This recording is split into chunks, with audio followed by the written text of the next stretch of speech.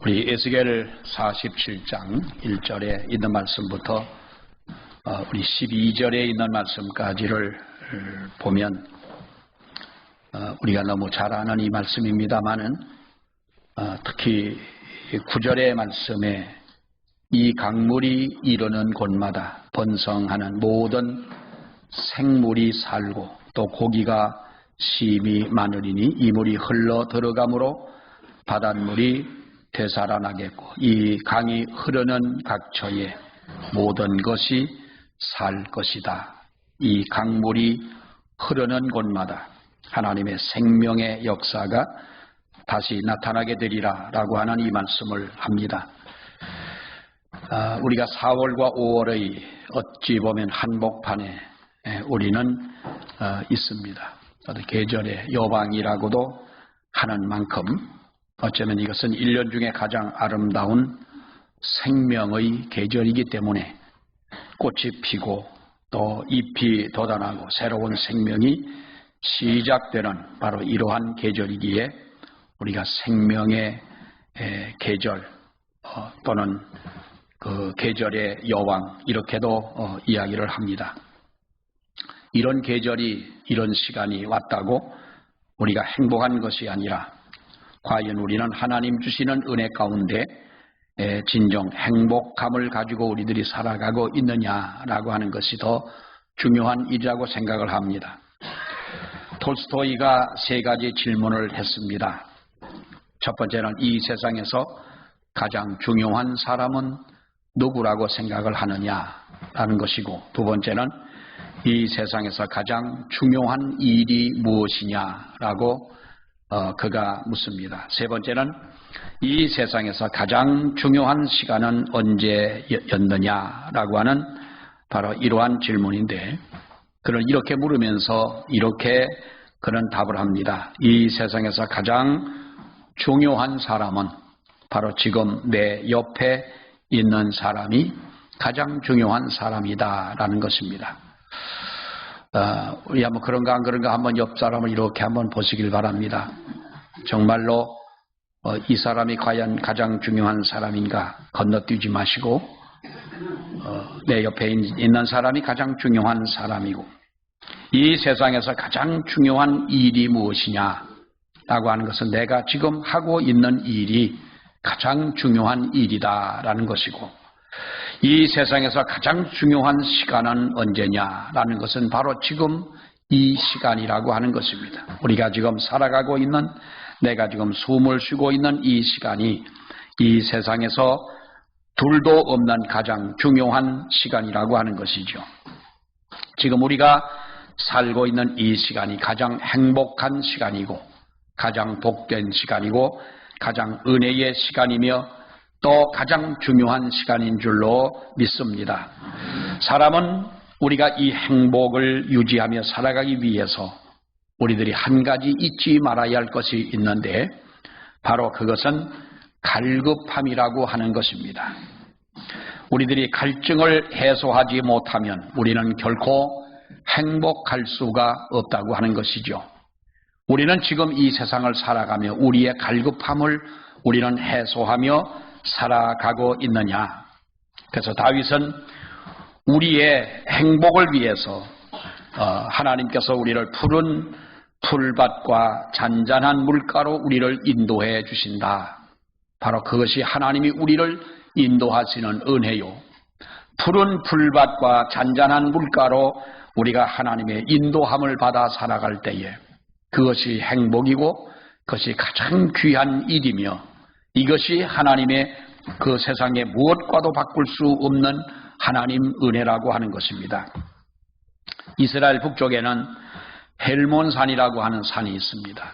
이 산은 우리나라 북쪽에 제일 북쪽에 있는 백두산보다도 조금 높은 2814m나 되는 산입니다만은 우리가 전체적으로 본다면 그렇게 높지는 않지만 가장 1년 중에 비가 많이 오는 곳이 바로 이 헬몬산이고, 또 가을이 되면 가을서부터 바로 그 헬몬산에 눈이 쌓이게 되는데, 이 눈이 여름까지도 계속되어 쌓여져 있습니다. 그래서 날씨가 더워지면 헬몬산에 쌓여있던 눈들이 녹아서 이 물이 흘러내리게 되고 바로 이 물이 흘러서 이제 갈릴리 호수로 들어가게 되고 이 물을 통하여 이스라엘의 생명줄과 같은 바로 그러한 강물이 흐르게 되는 것인데 이 물이 흘러가는 어느 한 곳에 한 돌판에 연못같이 넓은 연못같이 이 물이 흘러가 고인 곳이 있고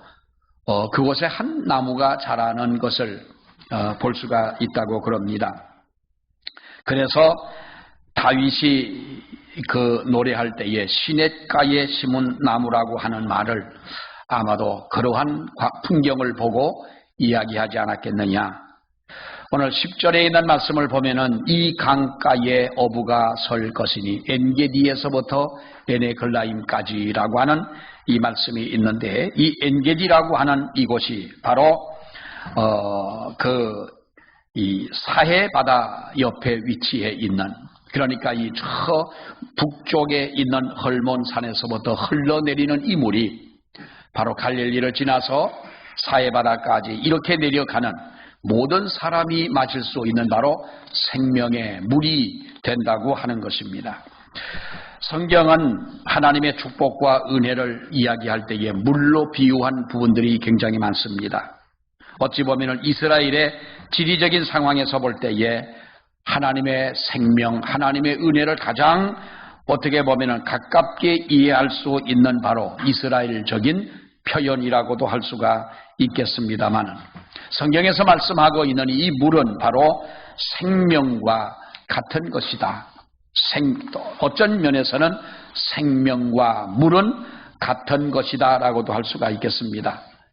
1절에 있는 말씀을 보면 이렇게 말합니다. 성전문에 이르시니 성전의 앞면이 동쪽을 향하였는데 그 문지방 밑에서 끝에서 물이 나와서 동쪽으로 흐르다가 성전 오른쪽 제단 남쪽으로 흘러내리더라 이렇게 말씀을 하고 있습니다.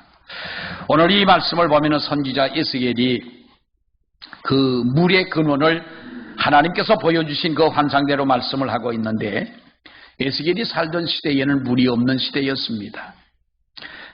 어쩌면 마실 물이 없어서가 아니라 바로 그들의 이스라엘 백성들의 어찌 보면 영적인 상태가 바로 물이 없는 그러한 시대를 살아가는 바로 그 어려운 시대라고 하는 것이죠.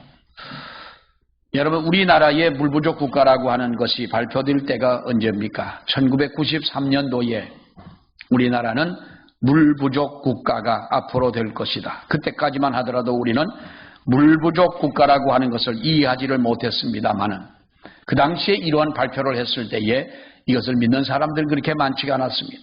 아니 우리나라 같은 이 나라에 강이 많고 골짜기마다 물이 흐르고 땅을 파면은 물이 이렇게 샘솟는 이 나라에 무슨 물 부족 국가가 되겠느냐라고 했습니다만은 몇 년이 안 가서 정말로 물들이 마르기를 시작하지 않았습니까? 골짜기마다 물이 마르고 이제는 비가 오지 않으면 물이 흐르지 않는 냇가가 되어버리고 말았습니다. 물이 없다고 하는 것은 여러분 얼마나 고통스러운 일인가라고 하는 것을 우리는 너무나 잘 압니다. 그런데 오늘 이 성경이 말씀하고 있는 이 물이 부족하여 물이 없는 시대에 살았다고 하는 이것은 바벨론의 지배를 받고 살아가는 이스라엘 백성들의 그 상황을 우리가 생각할 수가 있겠는데 이 70년의 세월이라고 하는 이스라엘의 역사상 가장 고통스러운 바로 시대가 바로 그때였다는 거지요. 바벨론의 포로가 파로로 끌려 올라가서 70년의 고통스러운 삶을 살아갈 때에 바로 그들은 물이 없는 시대를 살아가고 있습니다. 그러니까 에스겔 37장의 말씀을 보게 되면 하나님께서 권능으로 다시 에스겔에게 임하시면서 그를 데리고 어느 골짜기로 가셨는데 그 골짜기에 가득 쌓여있는 뼈를 에스겔에게 보여주셨습니다. 여러분 그것이 무슨 의미였습니까? 마른 뼈가 골짜기에 가득 쌓여 있다고 하는 이것은 얼마나 피폐하고 얼마나 메마른 시대였느냐. 골짜기를 죽은 시체로 뼈로 가득 채울 만큼 이렇게 악취가 나고 무기력한 생명이 없는 바로 이것은 바벨론에 살고 있는 이스라엘 백성들의 그 상황이었다는 것입니다. 물이 없는 시대, 그들의 정말로 하나님의 생수가 흐르지 않는 바로 그러한 시대를 보여주었습니다마는 오늘 47장에 있는 이 에스겔에게 보여준 하나의 환상은 그와는 전혀 다른 환상을 그에게 보여주셨습니다. 어떻게 보면 생수의 환상이라고 할 수가 있죠. 그가 나를 데리고 성전문에 이르시니라고 말씀을 합니다. 하나님께서 에스겔을 성전문으로 그를 이렇게 데리고 가셨습니다. 그랬더니 여러분 성전 문지방에서부터 물이 흘러나오더라 그럽니다. 2절에 있는 말씀을 보게 되면 이르시기로 본즉 물이 그 오른쪽에서 스며 나오더라는 것이죠. 에스겔이 본 이 생수는 여러분 무엇입니까? 바로 하나님의 어떻게 보면 골짜기에 흐르는 맑고 시원한 물보다는 바로 이것은 하나님의 생수를 보여준 것이었고, 물이 없어 메마르고 물이 없어 죽어가는 시대에 하나님은 에스겔에게 새로운 생명의 생수를 바로 그에게 보여주셨다고 하는 것입니다.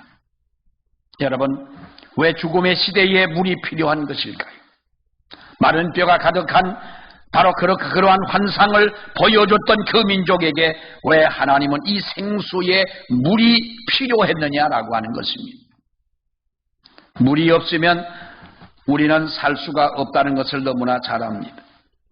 사람의 생명은 어디에 있습니까? 여러분, 우리가 피에 있다 그러지만 사실 우리의 몸은 70%가 물이라고 그럽니다. 사람이 태어날 때는 90%가 물이라고 그럽니다. 이것이 점점 말라 70%까지 되어지는데 사람이 죽을 때가 되면은 그 우리의 수분은 50%로 여러분 줄어든다고 그럽니다. 그래서 사람은 물이 없으면 살 수가 없는 것입니다. 그래서 이스라엘에 비가 내리지 않아 물이 없는 상태가 아주 큰 어쩌면 하나님의 저주로 그렇게 표현이 되어집니다. 시편 63편의 말씀을 보면 하나님이여 주는 나의 하나님이시라 내가 간절히 주를 찾되 물이 없어 마르고 곤핍한 땅에서 내 영혼이 주를 갈망하여 내 육체가 주를 앙모하나이다. 생명 없는 삶은 마치 물이 없어 목마르고 곤핍한 삶과 같고 갈증을 느끼는 바로 그러한 것과 같다는 것입니다. 시편 107편에도 보면 저희가 광야 사막길에서 방황하며 거할 성을 찾지 못하고 줄이고 목마름으로 그 영혼이 속에서 피곤하였도다. 이것이 비가 내리지 않는 이스라엘의 어떤 환경이고 하나님의 생수를 마시지 못한 백성들의 그 영적인 상황을 이렇게 말씀을 해주고 있는 것입니다. 그래서 최고의 축복이 무엇입니까? 시편 72편에 보면은 저는 벤풀에 내리는 비같이 땅을 적시는 소낙비같이 임하리니 하나님의 복은 밭고랑의 물이 넉넉한 상태와 같은 바로 이것이 하나님의 은혜요 축복이라는 거예요. 시편 69편에도 땅을 권고하사 물을 내어 심히 윤택해 하시며 하나님의 강에 물이 가득하게 하시고 밭고랑에 물을 넉넉히 대사 그 이랑을 팽팽하게 하시나이다. 왜 물이 생명입니까? 여러분, 인간에게는 평생을 살아가며 세 가지 체액이 있는데 그것이 눈물과 땀과 피라고 하는 것입니다. 사람은 평생을 살아가며 눈물이 있고 땀을 흘리고 피가 있다는 것인데 여러분, 눈물이라고 하는 것은 기쁠 때도 물론 흘리지만 눈물은 슬플 때 흘리는 것이고 우리가 땀은 일할 때에 흘리는 것입니다. 피는 아플 때에 흘리는 것이 바로 피라는 것입니다. 그 결과로 눈물은 슬픔을 이겨내고 땀은 가난을 이겨내고 피는 죽음을 이겨낸다는 것인데 이 세 가지의 체액을 만들어주는 것이 뭡니까? 물이라고 하는 것입니다. 물론 세 가지 책도 무리겠습니다마는 생명은 우리에게서 고난을 이겨내는 저력이고 부지런히 일하게 하는 능력이고 죽음을 이기게 하는 힘이 바로 생명이요. 이 생명은 곧 오늘 이 말씀에 비추어 보면은 물이라고 하는 것입니다. 여러분, 목마른 갈증을 느껴보지 않은 사람은 아무도 없을 것입니다. 우리가 목이 마르고 정말로 땀을 흘리고 덥고 할 때에 우리가 시원한 물을 마시게 되면 우리 목만 시원한 것이 아니라 어쩌면 뼛속까지도 시원함을 우리가 느끼게 되는 것이지요. 그래서 잠언 25장에 보면 이렇게 말합니다. 먼 땅에서 오는 좋은 기별은 목마른 사람에게 생수와 같으리라. 의인이 악인 앞에 굴복하는 것은 우물의 흐리워짐과 샘의 더러워짐 같을 것이라고 그랬어요. 목마른 사람에게 생수가 얼마나 시원한 것이냐. 여러분, 이것이 하나님이 우리에게 공급하시는 어쩌면 생명이고 영양분이라고 하는 거예요. 몸속에 물이 들어가면 우리들이 물 속에는 단순한 우리의 목만 시원하게 해주는 여러분 그런 역할을 하지 않지 않습니까? 아무리 건강한 사람이라 할지라도 남자는 7일만 물을 먹지 않으면 죽는다 그래요.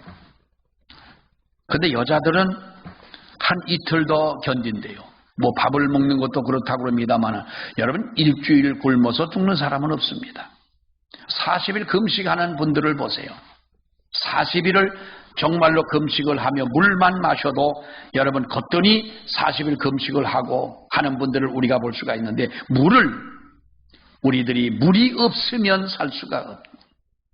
이 물은 생명이라고 하는 것인데 오늘 이 성경에 보니 그 물이 어디서 나오는 것입니까? 1절에 있는 말씀을 보면은 그 물지방 밑에서 생수가 흘러 나오더라는 것입니다. 여러분, 하나님이 생수의 근원이라는 것입니다. 하나님은 생명의 샘이시고 생명의 근원이라고 하는 것입니다. 이사야 58장에 보면 여호와가 너를 항상 인도하여 메마른 곳에서도 네 영혼을 만족하게 하며 네 뼈를 견고하게 하니니 너는 물된 동산 같겠고 문이 끊어지지 아니하는 샘과 같으리라 그랬어요. 하나님이 우리에게 은혜를 주시고 하나님이 우리를 인도하시고 하나님이 우리를 붙잡아 주실 때에 우리는 물된 동산 같은 곳에 살 것이며 샘이 끊어지지 아니하는 물이 끊어지지 아니하는 바로 샘과 같으리라. 근데 신약 성경에 와서 우리 예수님을 뭘로 여러분 비유합니까? 예수님은 생명이시다고 했어요. 요한복음 4장에 보니 내가 주는 물은 그 속에서 영생하도록 솟아나는 샘물이 되리라. 때로는 예수님은 나는 떡이요, 예수님은 나는 너희에게 생수고 피와 같은 것이고 생명이라 말씀을 해주고 있는데 영어 성경에 보면 요한복음 4장 14절에 내가 주는 물은 그 속에 영생하도록 솟아나는 샘물이 되리라는 이 말이 나는 생명의 물이다 라고 하는 것입니다. 한 번 마시고 끝나는 물이 아니라 영생에 이르는 물이고, 다시 말하면 하나님을 떠나서 어디에도 우리는 진정한 생명이 없는 것입니다. 오직 하나님께만 생명이 있다는 것입니다. 예수님이 생명이시라고 하는 것입니다. 오늘 이 말씀을 보면 그런데 중요한 것은 이 생수의 물인 생명의 물인 이 생수에 나 자신을 먼저 적셔야 된다는 겁니다. 여러분 성경을 보세요. 에스겔에게 보여준 이 환상은 성전에서 이 물이 흘러 나오는데 바로 그 강을 따라 내려가며 점점 그 물이 깊어지더니 천척을 재어봤더니 발목에 오르던 물이 또 천척을 재어보니 무릎에 오르고 조금 더 다시 재어보니 허리에 올랐는데 더 내려가며 재어보니 이제는 헤엄칠 만한 물이 강이 되었더라는 겁니다. 아무도 그 강을 건너갈 수 없는 정말로 깊은 강이 되어 흐르게 되었더라. 에스겔이 경험한 것이 여러분 무엇입니까? 먼저 이 강물에 자신을 적셨다고 하는 것입니다. 하나님이 주시는 은혜, 하나님이 주시는 이 우리의 생명, 여러분 이것은 이론적인 것이 아니라 경험적인 것입니다. 우리들이 무엇을 먹었느냐 하는 것은 여러분 우리가 무엇을 먹고 나의 배부름을 통하여 우리는 그것을 경험하지 않습니까? 아무리 그림에 아름다운 떡이 있다 할지라도 내가 먹지 않은 그것은 나에게 아무런 도움도 주지 못하고 어떤 경험을 체험하지 못하게 되는 것입니다. 그래서 생명은 우리가 이론이 아닌 바로 경험이라는 겁니다. 발목에 차고 무릎에 차야 되고 허리에 올라야 되고 그 다음에는 내가 이 강을 걸어서는 건널 수가 없는 헤엄을 쳐야 하는 바로 이것이라는 겁니다. 여러분 요한복음 7장에 보니 누구든지 목마르거든 내게 와서 마셔라. 하나님은 하나님의 생명을 마시라는 겁니다. 생명은 물질이 아니고 인격이요, 그나마도 신적인 인격인 것입니다. 하나님이 우리를 흙으로 사람을 만드시고 이 코에 생기를 불어넣으시니 생명이라고 그랬는데 이 생명이라고 하는 말의 의미는 그냥 사람이라는 것이 아닙니다. 신적 인격을 가진 어쩌면 움직이는 신이라고 하는 것이, 마시라고 하는 이 말은 너희는 체험하라는 거예요. 예수 그리스도는 생명의 물이신데 너희가 이 물을 마시고 이것을 체험하라. 강물이 흘러가는데 이것을 멀리서 구경만 하고 이론적으로만 알고 누가 전해주는 얘기만 듣고 깨닫는 것이 아니라 너희가 발목에 오르고 무릎에 오르고 허리에 오르고 그리고 이 강물처럼 너희가 이것을 체험하는 자가 되라는 겁니다. 우리가 이 은혜를 받지 못한다면 우리는 아무것도 할 수가 없는 겁니다. 폴 밀러라는 사람은 이렇게 말했습니다. 사랑은 받는 것에서부터 시작하는 것이 아니라 사랑은 주는 것에서 시작한다는 겁니다. 그런데 이 사랑을 우리가 주고 받는 것에서 이 사랑이 시작이 되어지는데 사랑을 받지 않은 사람은 아무것도 누구에게 줄 것이 없다는 거예요. 여러분 그렇지 않습니까? 어려서부터 부모의 사랑을 받고 형제들의 사랑을 받고 자라난 사람은 마음속에 누군가를 사랑할 수 있는 마음을 가지고 살아가지만 사랑을 받지 않는 사람은 여러분 누구에겐가 우리가 줄 수 있는 사랑이 메말라 있다고 하는 것입니다. 그렇기 때문에 우리는 받는 것이 없다면 줄 것도 없는 것입니다. 그 사랑을 받은 자만이 우리는 그 사랑을 안다는 것입니다. 우리가 내가 하나님 은혜의 적심을 받고 내가 하나님의 그 은혜의 능력에 내가 잠기워지고 발목에서부터 머리까지 내가 그 은혜에 젖어 있을 때 우리는 누군가에게 이 사랑을 전할 수가 있는 것이고 이 사랑을 우리가 나누어 줄 수 있다는 겁니다. 요한복음 7장 38절을 보세요. 나를 믿는 자는 성경의 이름과 같이 그 배에서 생수의 강이 흘러나오리라. 그 배에서 생수의 강이 흘러나오리라. 그 배가 어디입니까? 우리 안이라는 거예요. 같은 사람이라 할지라도 어떤 사람은 정말로 사랑이 충만하고 은혜가 충만하고 이해하고 용서하고 덮어주고 이러한 능력이 있는 믿음이 있는 사람이 있는가 하면 어떤 사람은 그 근처에도 가지 못하는 사람이 있는 거예요. 여러분 왜 그렇습니까? 바로 이것은 하나님의 은혜, 하나님의 생수, 거기에 내가 젖어 있지 못하기 때문에 그렇다는 겁니다. 이집트의 사막의 교부라고 부르는 안톤이라고 하는 사람이 있습니다.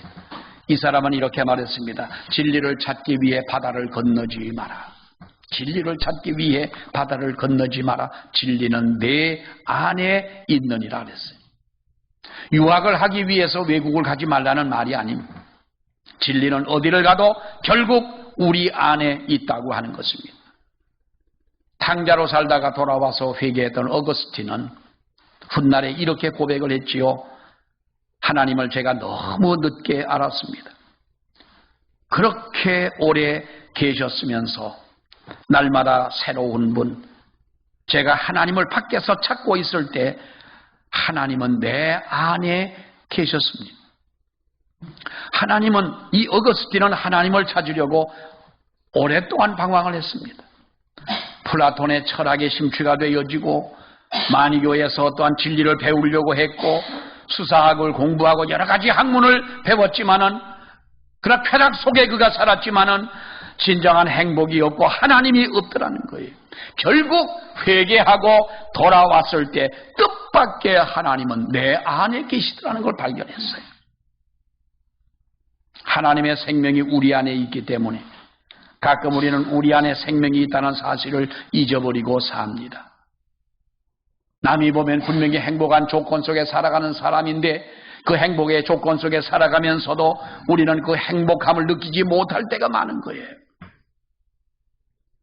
그래서 우리 속담에 보면은 제일 어두운 곳이 어디입니까? 제일 어두운 곳이 어디? 등잔밑이 제일 어둡다는 거예요. 참 어떤 분이 말씀을 했는지 정말로 진리와 같은 말씀이에요. 등잔밑이 어두운 거예요. 그렇기 때문에 우리는 아무것도 없는 줄로 알고 그렇게 살아간다는 거예요. 그런데 문제도 생명도 이것이 예수 그리스도를 만나고 하나님이 우리를 붙잡아 주신다면 이 모든 은혜가 우리 안에 있는 줄로 믿습니다. 어떤 환자가 의사를 찾아왔습니다. 의사와 마주 앉아서 의사가 묻습니다. 어디가 아파서 오셨습니까? 온 몸이 다 아픕니다. 안 아픈 곳이 없습니다. 그 손가락을 가지고 머리를 찔러봅니다. 그랬더니 이 사람이 악소리를 내고 머리가 아프다고 그럽니다. 배를 찔러보니 배가 아픕니다. 팔을 찔러니 악소리가 나고 다리를 찔러보니 또 거기도 아파 죽겠다고 그럽니다. 그러면서 선생님 내가 얼마 못 살겠죠. 이렇게 아파서 어떻게 삽니까? 그때 의사가 빙그레 웃으면서 아주머니는 죽을 병이 아닙니다. 머리가 아픈 것이 아니고 배가 아픈 것이 아니고 팔다리가 아픈 것이 아니라 당신의 손가락이 부러졌어요. 그래 그걸로 찔려니 안 아픈 데가 어디 있겠냐. 부러진 손가락을 가지고. 문제는 머리에 있는 것이 아니고 배에 있는 것이 아니고 다리에 있는 것이 아니라 어디에 있더라? 손가락에, 당신의 부러진 손가락에 있더라는 거예요. 우리가 얼마나 세상을 살아가면서 똑똑하게 사는 것 같지만 얼마나 우리는 속고 살아갑니다. 저도 많이 세상을 속으면서 살고 여러분도 여러분 세상을 얼마나 많이 우리가 속으면서 이 세상을 살아갔느냐는 거예요. 하나님께서 우리에게 생수의 은혜를 주시고 하나님이 우리에게 밝은 은혜를 주시고 우리에게 누구도 받지 못한 놀라운 하나님의 축복을 주셨는데 우리는 이것이 내게는 없는 것으로 생각을 하고 고민을 하고 우리가 살아가는 거예요. 성경은 여러분 우리에게 이렇게 말씀을 하고 있습니다. 하나님의 은혜를 진작에 우리에게 알려주시고 보여주시고 하시지 왜 하나님은 우리를 깨닫지 못하게 하시느냐. 골로새 3장 3절에 보면 이는 너희가 죽었고 너희 생명이 그리스도와 함께 하나님 안에 감추어졌느니라 그랬어요. 이것이 무슨 말입니까? 내 안에 하나님의 생명이 없는 것이 아니라 감추어졌다는 거예요. 잘 안 보이는 것이지 없는 것이 아니라는 거예요. 하나님의 은혜가 하나님의 그 축복이 내게 없는 것이 아니라 내가 가지고 살아가면서도 발견하지를 못한다는 거예요. 그래서 하나님의 생명이 우리 안에 있기 때문에 우리는 노력하고 훈련하고 기도하면서 깊은 생명을 경험하는 우리들이 돼야 하는 줄로 여러분 믿습니다. 우리 안에 생명이 있다는 사실로 우리는 이것으로 만족해서는 안 된다는 겁니다. 생명은 우리 안에 감추어져 있기 때문에 그 속에 깊이 들어가지 않으면 우리는 이 생명의 진리를 알 수가 없다는 것입니다. 이것을 깨닫지 못하고 밖에서만 돈다면 우리가 무엇 겉핥기식으로, 무엇 겉핥기요? 수박을 겉핥기식으로 우리가 그렇게 신앙생활을 해서는 우리의 믿음은 추상적이고 피상적이 될 수밖에 없다. 수박은 깨뜨려서 먹어야 그 맛이 나는 거지. 우리 어릴 때 수박이 어디가 있습니까? 초등학교 다닐 때 시골을 가니까 아이들이 수박은 알잖아요. 조금 커가지고 수박은, 그때는 또 심는 분도 있어가지고 수박을 먹을 수 있는 방법은 한 여름밤에 친구들하고 서리를 하는 것이에요. 그 서리는 법으로도 죄가 아니라고 규정이 돼 있잖아요. 이거는 죄가 아니고 재미다. 믿거나 말거나인데, 친구들이 어릴 때 뭐라 그러냐면 수박 맛을 보여준다는 거예요. 따라갔어요. 따라갔더니 무슨 풀을 하나 뜯어가지고 막 이렇게 비비더니 코에다 갖다 대라는 거예요. 근데 코에다 대니 냄새를 맡으니까 정말 수박 냄새가 나는 거예요. 여기도 있어요, 그런 풀이. 그걸 우리는 수박풀이라 그랬는데, 이제 이름을, 그것이 뭐 진짜인지 아닌지는 모르지만, 아무튼 수박풀을 비벼가지고 돌로 찧어서 냄새를 맡으니 수박 냄새가 나더라. 그렇다고 수박을 먹은 것은 아니잖아요. 추상적인 것이고, 하나님의 은혜란 무궁무진한 것이고, 하나님의 능력은 우리가 무엇과도 비교할 수 없는 것이고, 하나님이 우리 안에 주신 이 생명이야말로 너무나 소중한 것인데, 우리는 진정 우리가 이렇게 그 은혜에 만족하고 하나님의 그 생명으로 만족하고 우리들이 이 세상을 지금 살아가고 있느냐라고 하는 거지요. 여러분, 잠언 25장에 보니까 이를 숨기시는 것은 하나님의 영화요라고 말씀했습니다. 또 로마서 11장에 보니까 깊도다 하나님의 지혜와 지식의 풍성함이요 그의 판단은 헤아리지 못할 것이며 그의 길은 찾지 못할 것이로다 그랬어요. 무엇을 말합니까?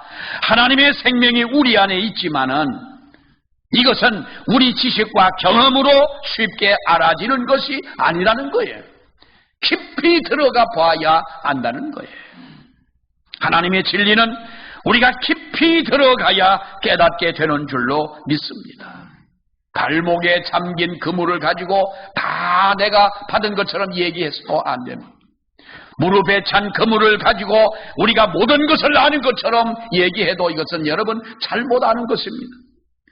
허리에 오르는 물이 깊기는 하지만은 그러나 그것으로 하나님은 만족하다고 말씀하지 않았습니다. 더 깊은 곳으로 들어가라는 것. 그래야 하나님의 진리를 알게 되는 것이며 그래야 우리가 하나님의 사람으로 진정 살 수 있다는 것입니다. 그래서 교회를 다니는 사람과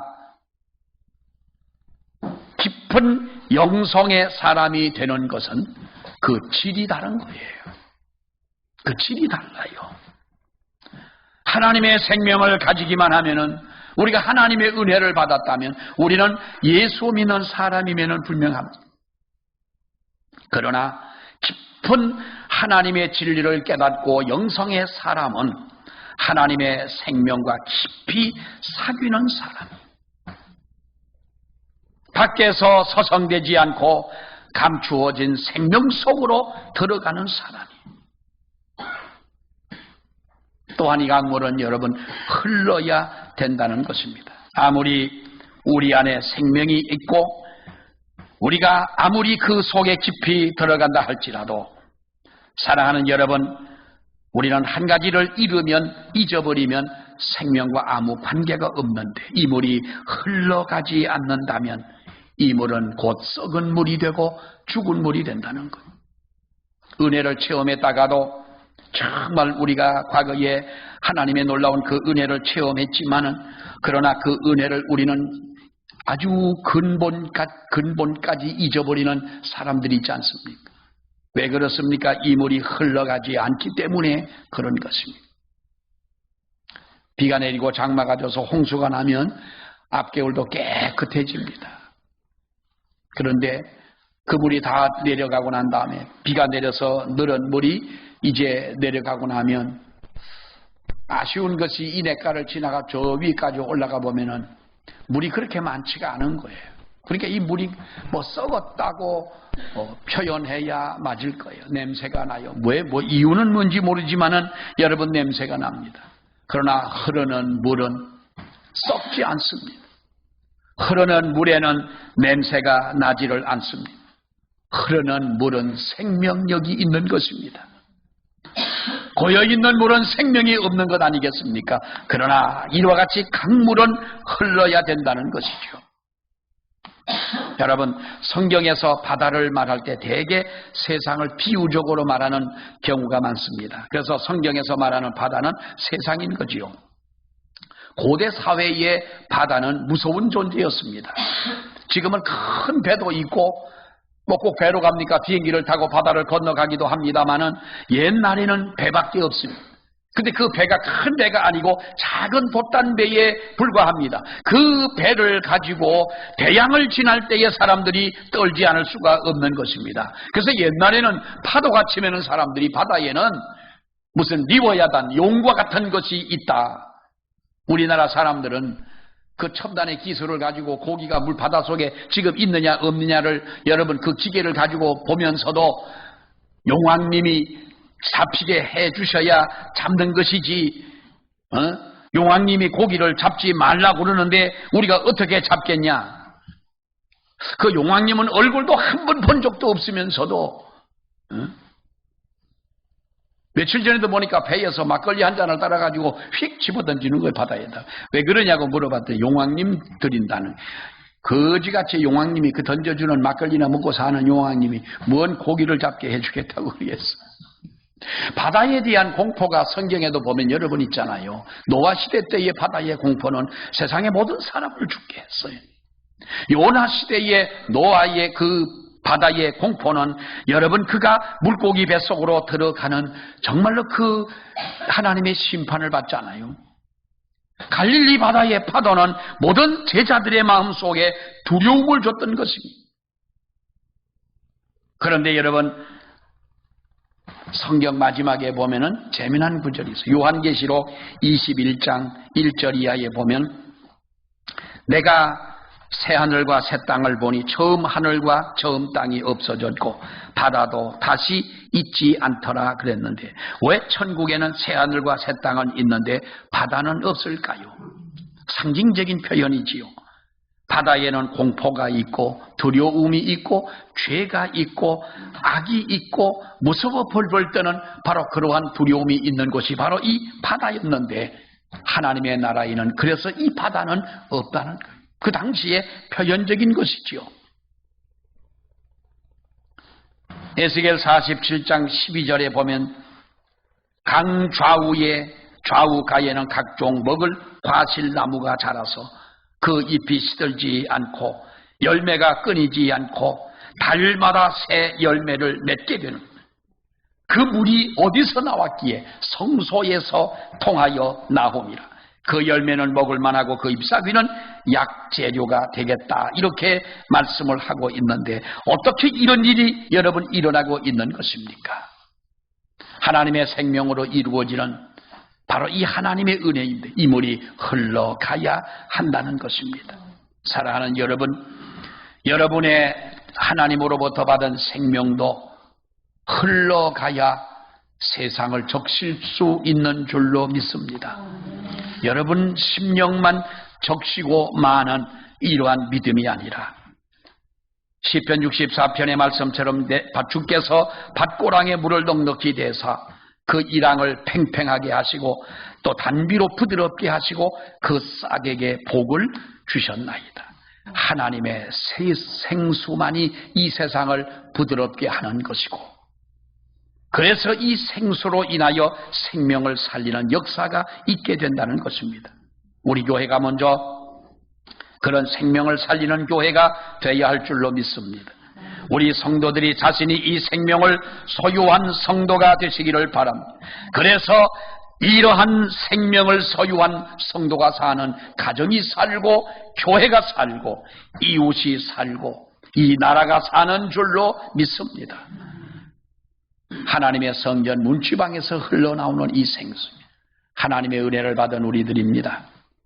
이 은혜가 우리 가운데 멈춰서서 썩어가는 물이 되지 아니하고 흘러가서 생명을 살리는 역사가 이루어지기를 축원합니다. 기도하겠습니다. 하나님 은혜를 감사합니다. 이 물이 흐르는 곳마다 살아나는 역사가 있었던 것처럼 우리가 하나님의 생수의 이 은혜를 받은 저희가 되었사오니 주여 이 은혜가 우리 가슴 속에만 내 마음 속에만 머물러 있지 말게 하시고 흘러가는 그래서 생명을 살려내는 놀라운 역사가 있게 해 주시옵소서. 예수님 이름으로 기도하옵나이다. 아멘.